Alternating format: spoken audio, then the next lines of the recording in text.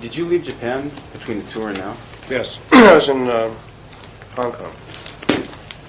Was that a business trip or just a... It was a bit of business and a bit of pleasure. I was doing some antique shopping and some sightseeing. Would you ever play there? Yeah, they just opened a new 12,000 seat hall, which is very nice. And you did play there? No, I didn't play this time, but I expect that we will next year. And how long do you plan on being in Japan and Quebec? I'm scheduled to leave on Saturday to go back to New York. How come you came back to Japan? Just out of curiosity. To talk to you. Was it just purpose for doing it? I have some interviews. I have more work to do, and I also had some shopping I wanted to do. I'm sort of, oh, isn't this nice?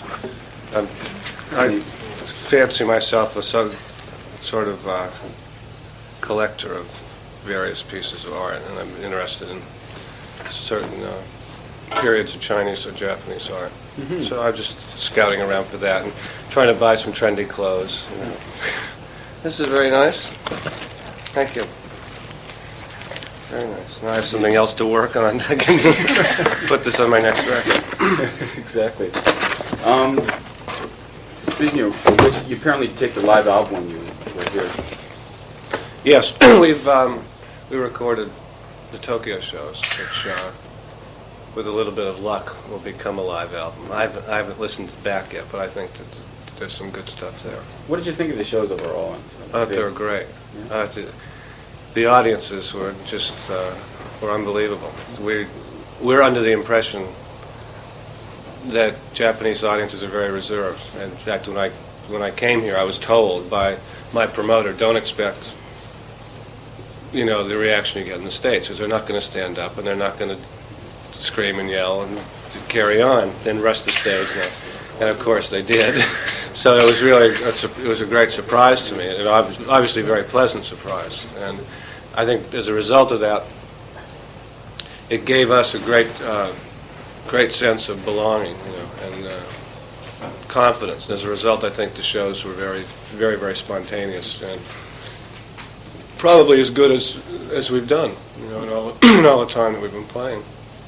What amazed me is the moment you came out, there was just this sudden rush of energy, and I haven't felt anything like that since I was back in America. Your promoter is right. Usually well, and that's what people said here. That, I mean, when we did the shows, they said, you know, the promoter said, you know, we can't put you in Budokan because we won't be able to control the crowd. Yeah. Which of course is exactly what I want. I said, we'll play there, you know. But it was great. It was something that we didn't expect at all. Are you used to playing bigger settings in the States then? Yeah, we played 10 to 20,000 seat arenas, depending on the facilities. If they have large ones, we usually play there. We usually play 15 to 20. Some cities don't have it, so we play 10, 12,000. Do you ever do stadiums? No, I don't like to. I've done some. I did the Cotton Bowl and the Astrodome in Texas, but I don't like to play outdoors. I don't like to play large stadiums because they're just too big. You lose. I lose the total sense of performer-audience relationship, which I don't in a large hall. In a 20,000 seat hall, I can still relate. I can't to 60,000 people. It's just too vast. Well, you can see it's sort of an intense sort of concentration as well as just physical activity on stage there. Is that what you do to keep fit, or do you keep fit? I know I keep fit to do that, probably more so than vice versa.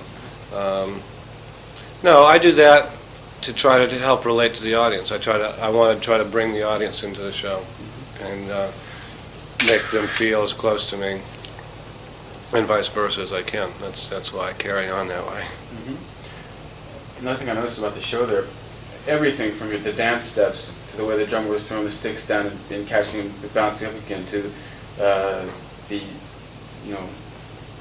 good looks of the keyboard player, to the villainous looks of the bassist. It seemed like everything was mapped out completely. Well, it is in a sense. Not meaning that it wasn't spontaneous, but just meaning the whole show was sort of planned out. It was a real show. Well, it is. The difference, I suppose, is that it's a show that evolves. In other words, I didn't sit down at the beginning of the tour and map out all these things. We start with a basic plan, which is we decide what songs we're going to do, how we're going to play them. You know, I have certain things that that I do, knowing myself, knowing how I relate. Are you going now? So you can call me and leave a message. Now that I see you here, we'll come get you. Okay. Good luck. And so we start from there, and then as we're working, if we do something in the show and it works, then we'll usually do it again. And that's how the dance, like Bobby and I dancing together, evolved. I had an idea that it would be good because of his personality to bring him out front. So I concocted this thing because he's a good dancer when we're in clubs. I said, we'll do a little takeoff on the Soul Brothers. And so I came up with that, and then the stick thing evolved out of that. One night he came down and he just did it. He had the sticks in his hand, and that was good. So we just sort of develop and go on from there. And that's how we do it. And then once it works, we keep it in. So at the point that you would see it, it is very mapped out. But I think there's a big difference between mapping out a show before you do it and having it come from the experience. And that's what I do. And I think we probably learn things every night, which then get incorporated into the performance. Anything special learned here, or does it really stand out? I wouldn't say it'd be something necessary that we would do again, but I guess the difference in these shows is the fact that I have those ramps on the side, which are built into the hall. Usually I'm on that thrust piece, and the kids are right around me, and that creates a different atmosphere. And here we couldn't do that, so I built those other ramps out. And that would be something that we probably wouldn't necessarily do in the States, but it made these shows somewhat different. It was a different juxtaposition of performer and audience. When can you see yourself coming back here again? I'd like to come back as soon as we could. I think there's two reasonable possibilities. The obvious one would be after we do the next album, which would probably make it anywhere from a year from now to a year and a half. That's the studio album. Yeah. Now the other possibility, which I would be very pleased with, but I don't know if it will happen, depends on certain factors, is if through the response to these shows and to the series of interviews and such that I've been doing, creates a certain awareness of me, and that's carried through the release of the live album. If we start generating an awareness of Billy Squier, which I believe has never been generated here, then it's conceivable that we could come back next fall, late fall. But that's only would be in response to public demand, and which is part of your responsibility here to create. I'll do my best. No, I'd love to do it because obviously playing 3 shows in a country this size is touching a very small part of the population, and I think Japan would be a very big market for me, and it's something that we will respond to it as it develops, and if it happens quickly, I would be very, very pleased to come down soon because I like it here. I enjoy visiting. During the show, I think almost every song was either from Emotion or Don't Say No, except for the last tune. What was that? That's a Rolling Stones song from Exile on Main Street. Oh, well, there you go. I'm not Stones fan, so I didn't know about that. So all the material on the live album is going to be re-released stuff? Yes, it is, but, well, aside from that song, if we put it on. But, of course, the versions are quite a bit different. And did you ever set aside what you want to put on that album? Or No, I haven't decided yet. Pick it up and did. When I get back to New York and have some time, I'll start listening to. I usually pick the best things. I mean, obviously, certain songs have to go on, but generally try to find the things that are the most exciting. It doesn't have to be the hits necessarily. It's whatever works, and a lot of that involves the crowd, and the crowds are very responsive there. And we have a lot of audience participation there, so I certainly will use a lot of that. I think I read once in an interview, you sit down before you make an album and kind of get all the material in one, not in one sitting, but in a relatively short period. It's one long sitting. One long sitting, yeah. Yeah, that's what I've done. I'm not sure if I'll continue to do that or not. It's obviously worked for me in the past. It's also a bit unorthodox. Most people do not just sit down and say, take 3 weeks and go to it.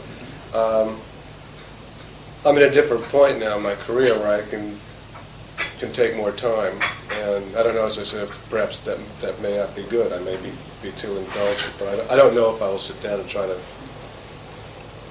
force everything. Although if I have the ideas, I will. The important thing is having the ideas. The actual crafting of the songs can be done on a sort of traditional work ethic, but the important thing is to have good ideas, and I think I could possibly wait until I have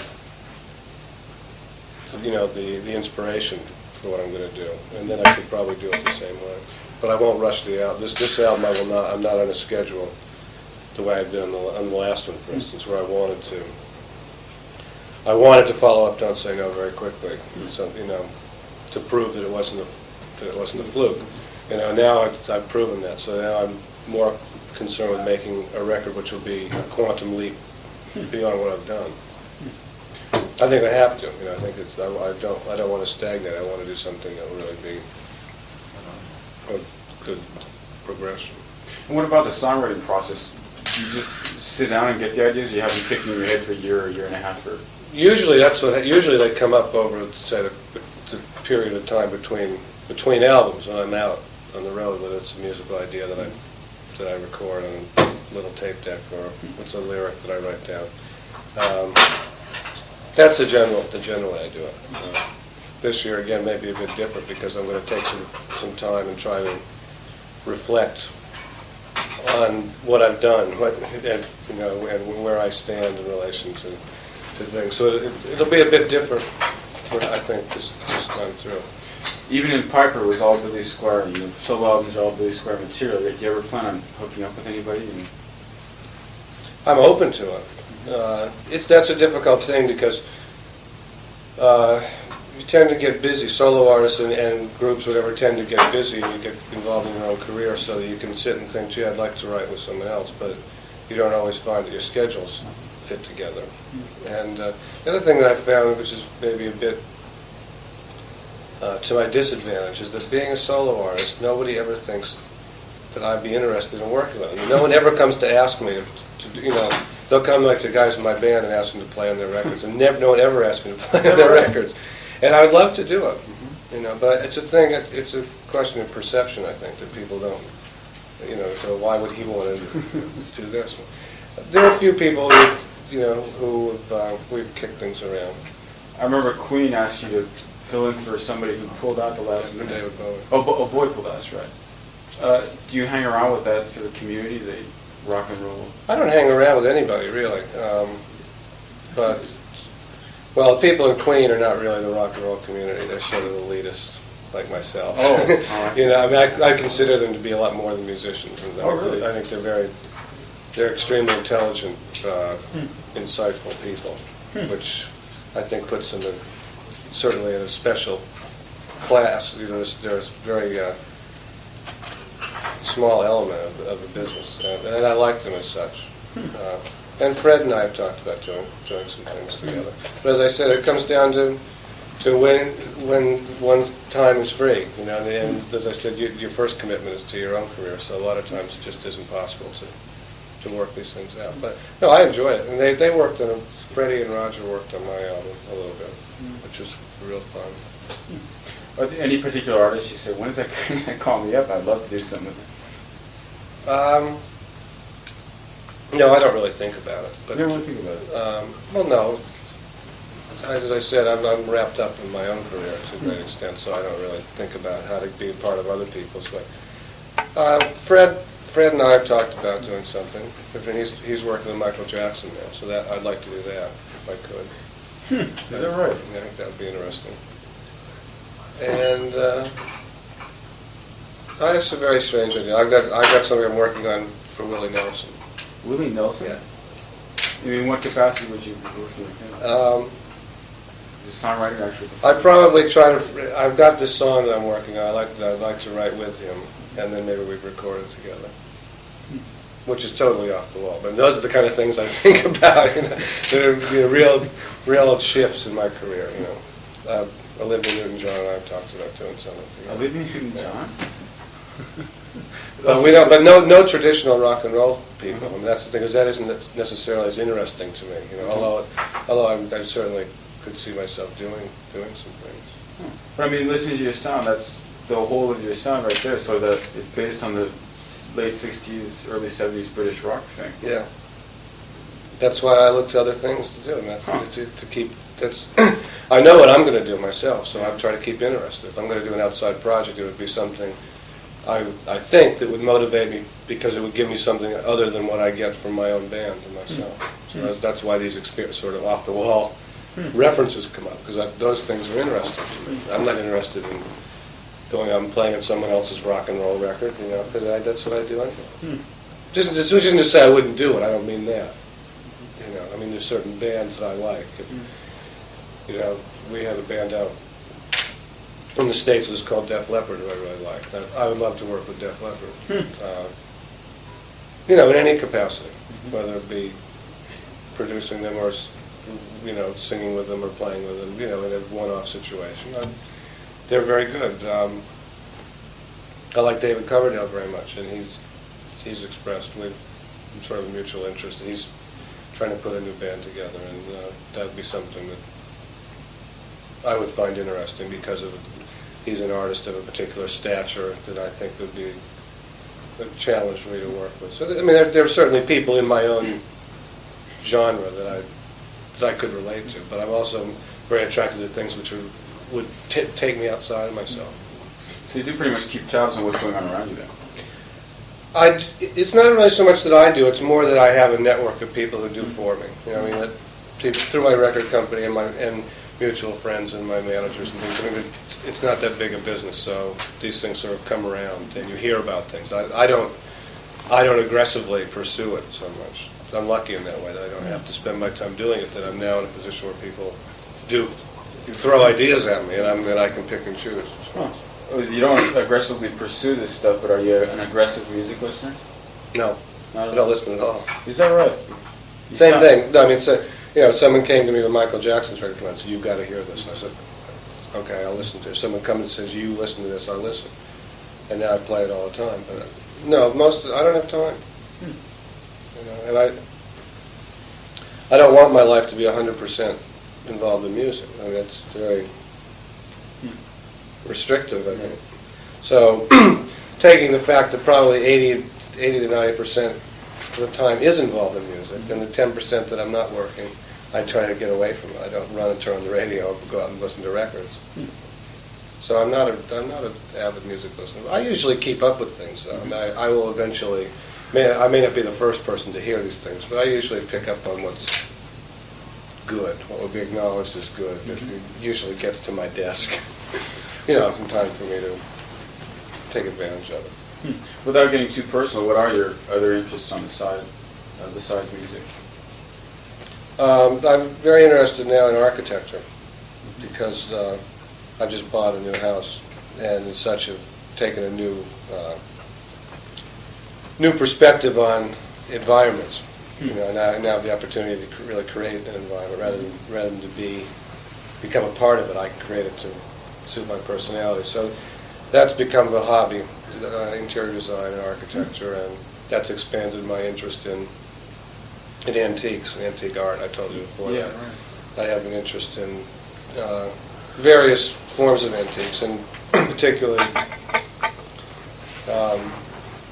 Oriental rugs, things of that nature, which are of course, from the Near East, and a lot of Oriental art, certain periods of paintings on silk and that sort of thing, which from China and Japan. So I like that.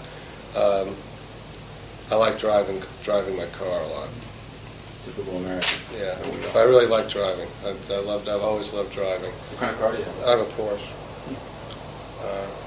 I like driving. I like being outside. I like doing a lot of outdoor individual, man against nature sports, I call it, like scuba diving, skiing, sailing, non-competitive, things like that.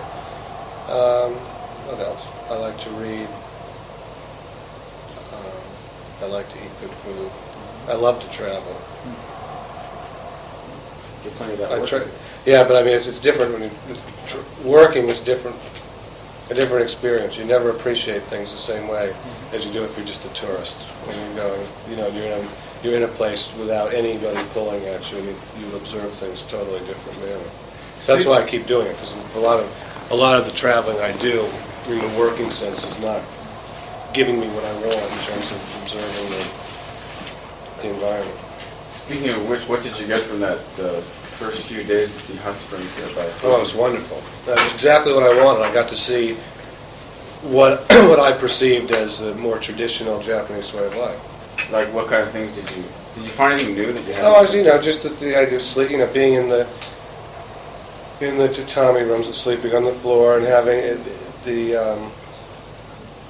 attentiveness, the orderliness to life in terms of the cleanliness and the way they conduct themselves. That's just a general, I think, ambiance. Getting back to your music here, it's a rather vague question, but do you see any particular strengths or weaknesses in yourself as a musician, a songwriter, and performer? I think my biggest strength is that I'm a jack of all trades.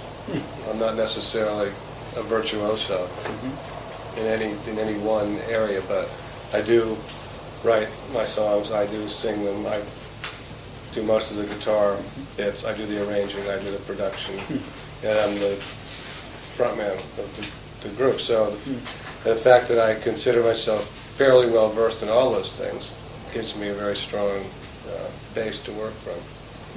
Do you find any particular weaknesses that you want to brush up on? No, Nothing you do? not really. I mean, I think I can develop all of the same way that they're all strengths. I could be better at all of them, I suppose.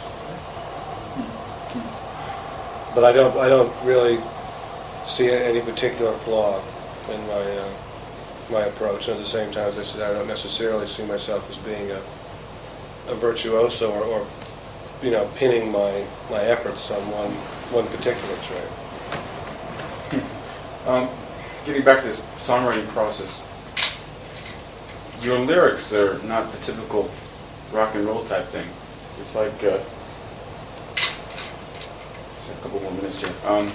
They're not typical rock and roll lyrics. They're kind of introspective. Yes, well, they're my expressions, and the fact that I play rock and roll music does not confine me to expressing things in a rock and roll, what would be considered a traditional rock and roll format. I find the traditional rock and roll format to be very tedious and boring.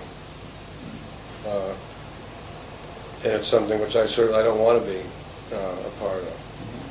This is my opportunity to communicate, and I communicate as best I can. And as a result, my lyrics are quite a bit different. You're right; they are very introspective, and they're very important. I spend a lot of time trying to express what are actually probably many of the same basic feelings that you hear expressed through rock and roll music, but it's just attempting to find a little bit different, more imaginative way to say it than the traditional,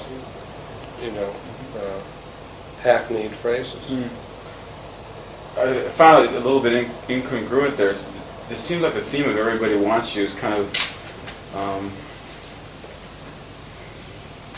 it seems very incongruent seeing everybody screaming with their hands in there, and then you're singing something like Everybody Wants You, which is kind of almost a song against that kind of idea, Well, I suppose in a sense that's true, because there's a lot of ambiguity and irony in what we do, and I certainly I didn't write it as a rebuff to the fans, certainly. Yeah, right. I don't think anyone would really misunderstand that. I don't know. It's just an interesting kind of thing that caught me. Yeah, I think we're being. You have to change the clothes here and get pictures of you, I believe. Yeah, I think I basically got what I wanted then. Why did you do Cali On at the concert? Sorry? Why did you do Cali On? Why didn't I? Yeah. Didn't have time. You know, and I think that at this point people are more aware of me for the last two albums, and that's why I am tending still to focus on that. As we go on, we'll probably go back. And a lot of people like that song, so Yeah, it's a classic. I think that, I mean, there's a good chance that it will come out someday, but I'm kind of trying to deal from strength at this point. And as I said, the people are more aware of my last two albums, so I'd like to try to build on that, and then obviously we'll do more new things, and I'd like to go back and see more come out of the first album as well. Just on the stage then? Could you ever see yourself re-releasing that song? I don't think so. I mean, hopefully I'll always have something else. You know, I'll always be working and producing, so I won't have to fall back. But No rehashes or cover versions? I don't think so. Not at this point. Anything can happen. So I don't like to put anything in absolute terms. All right. Good enough. Well, thank you very much. Okay. Says something about here. Do you mind if we put on the T-shirts or something? What? Well, you can change the video. I've got another. Yeah, but I don't want to. I can't change twice. I don't want to. No, just change. Yeah, I'm going to change for the video, but I don't. If we let them wait, they want.